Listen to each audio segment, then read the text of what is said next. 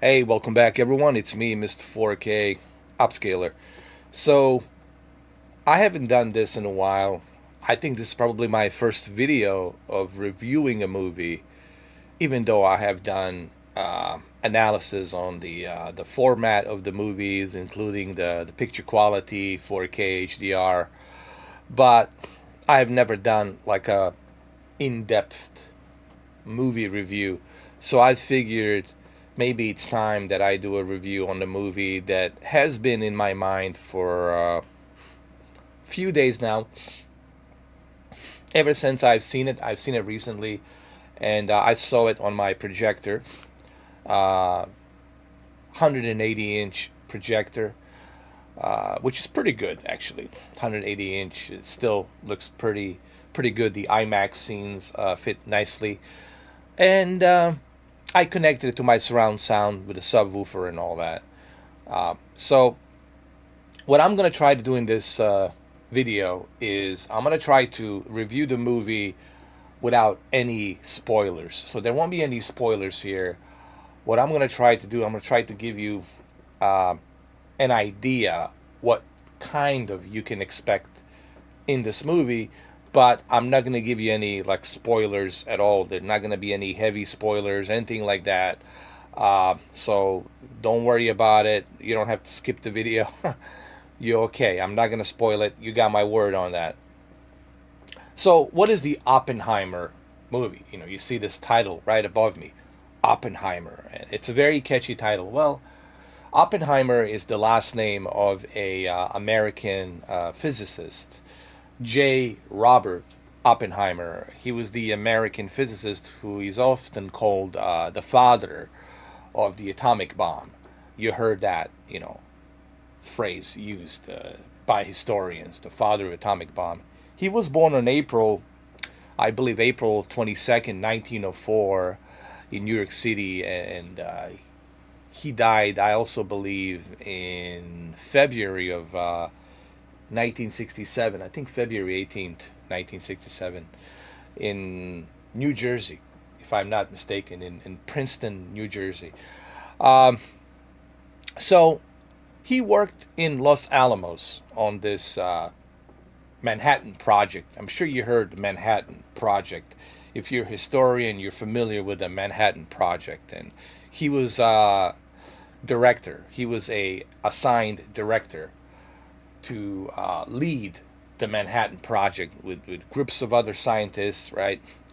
And again, I'm trying to avoid the spoilers. If you know the story of J. Robert Oppenheimer, then you know. But I'm also trying to avoid any major spoilers that might be in the movie.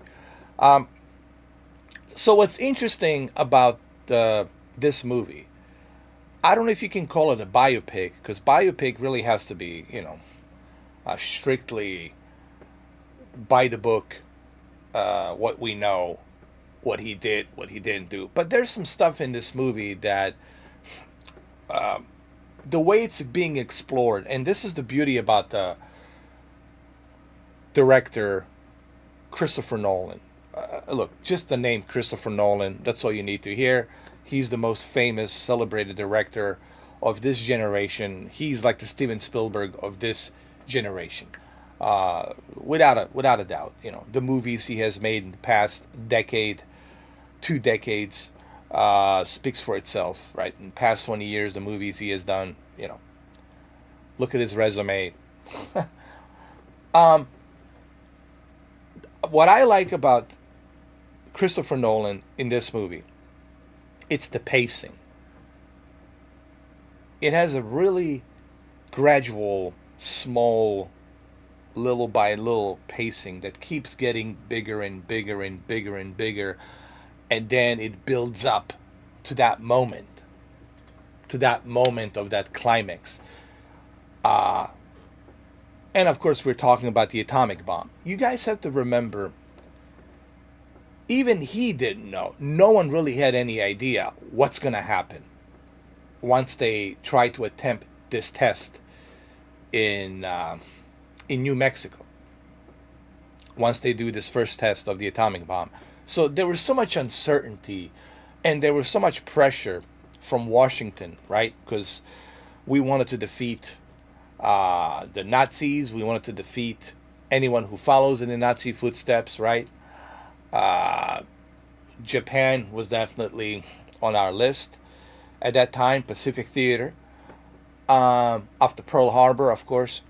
So there was this chase of trying to get this weapon first.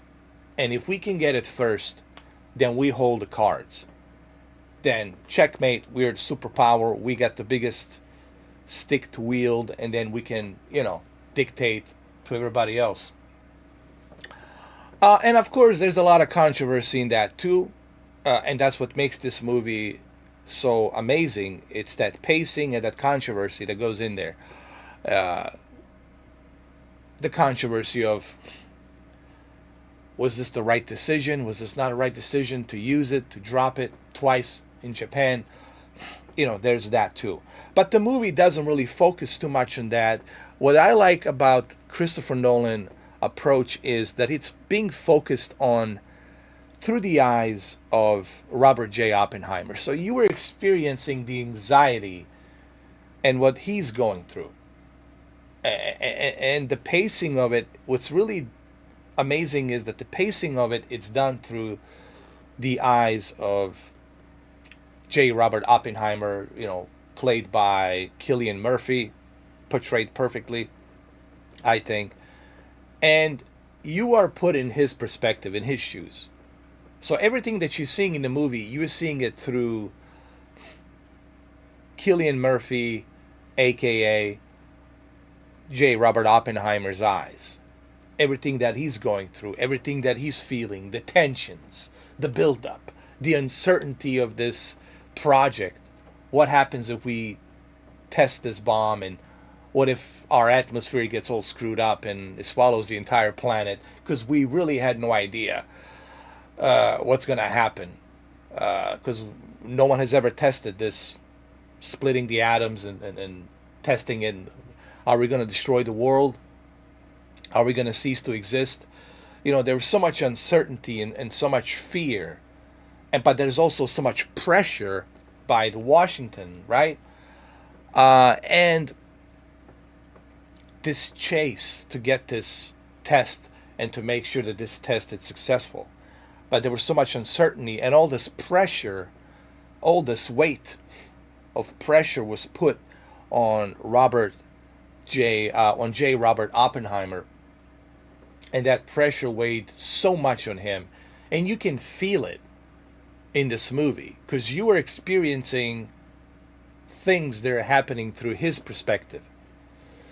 The anxiety, the tension, the panic, the stress, all the fear, all of these elements are put into one, and you are experiencing what he's experiencing throughout this Manhattan Project. And it's really a roller coaster ride. And that's the approach that I like that Christopher Nolan took. He wasn't trying to dwell too much into the politics of it, and I'm glad that he kind of, even though there's a little bit of politics in the movie, but he didn't want to dwell too much on it, because he wanted you to experience what he has experienced. It's like, hey, this movie, it's about this man. This movie, it's not about the politics. It's not about, was this the right thing? Was not the right thing? Was this the moral thing to do? It's not about the politics. And because when you jump into a politics, then it's a dead end. You're always going to find a dead end. You're not going to find an exit. And I think Christopher Nolan knew that from the beginning because it's such a very touchy subject. Was the right thing to do? Was it not right thing to do? Well, that's the question we can only ask President Truman, but President Truman, of course, is not alive today, so that we can find that answer. And also, Oppenheimer, it's not alive for us to get that answer. So politics is a dead end, and I'm glad that Christopher Nolan stayed away from that, even though there's a little bit of it in there, a little bit, just a little injections for a dialogue.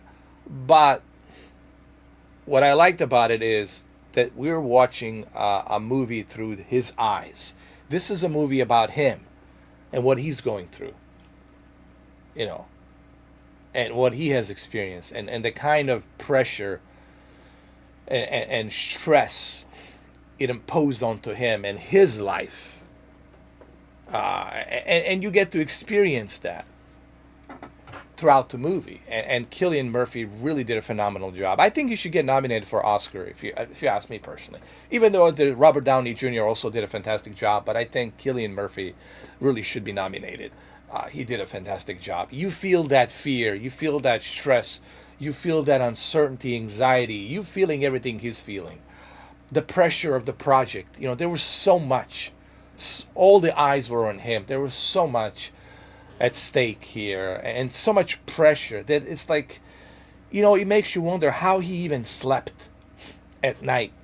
Although he was a womanizer, and sure, sometimes through sex and pleasure, you relieve that stress, and there's a little bit of that too in this movie. But again, no heavy spoilers. So, I liked the direction of this movie that Christopher Nolan has really put forth. And that direction, looking through his eyes, experiencing everything through his eyes, Oppenheimer's eyes, and then build up to that final test. All that building up, the tension and everything to that final test. It's really worth it. And then finally, when it happens, it's so like, it's such an anonymous feeling the way, again, I'm not going to spoil anything, but it's such an anonymous feeling the way he shot that scene to that final test, to the final moment, the countdown at that last minute, the last second of that flash and everything, the atomic test. It was done almost like an opera. Almost like an opera. It really reminded me of Stanley Kubrick a little bit. Almost like an homage to Stanley Kubrick. It was done in such a eerie, ominous way. It's like, it's fear, it's terrifying, it's anxiety, it's so much. It really leaves you with like an ominous feeling. It's like, it's hard to describe it. It's something you gotta see. And it was done really well. Christopher Nolan really used all of his crafts from the previous movies that he worked on, and he put it all into this one. Is it safe to say that this is one of his best movies? I mean, look, depending who you ask, I mean, I would say The Dark Knight is one of his best movies. That's just me personally. The Dark Knight is one of his best movies, in my opinion. But the Oppenheimer is definitely his second best movie, I would say, next to The Dark Knight. Even though I love the Inception, even though I love the Interstellar, and all the other movies, Tenet, he's done in between. In that World War II movie that he has done, Dunkirk, right? But this one has really that tension build up. Yes, there's a lot of dialogue. The movie's 3 hours long, but man, it's worth it. I would recommend, if you're gonna watch this movie, and it's really important, you cannot be bothered by somebody else phone calls, your wife coming in, your girlfriend coming in, bothering you, asking you questions. You cannot be bothered by anybody. You really gotta watch this movie by yourself and focus and lock in. You cannot be distracted by anything else. Trust me. You really have to watch it and stay focused and don't get distracted by anything else. So that is my review, 15 minutes review. I hope that this gives you some idea what you can expect from this movie. I didn't spoil anything here. I hope I did a good job. This is my very first video reviewing a movie. I hope I did a good job. I hope you liked it. I highly recommend this. 2 thumbs up. If you're gonna see one movie by the end of this year, ringing the new year with the Oppenheimer. Well, there you go. Ringing the new year with the Oppenheimer. Go see it. Go buy it on 4K UHD Blu-ray. You can get it right now on Amazon for $24.95, physical media disc, or you can get it digitally for $19.99 on Amazon and other places. Thank you for watching, and I'll see you on the next one. Let me know if you want me to review some more movies. Let me know. Thank you. Let me know how I did.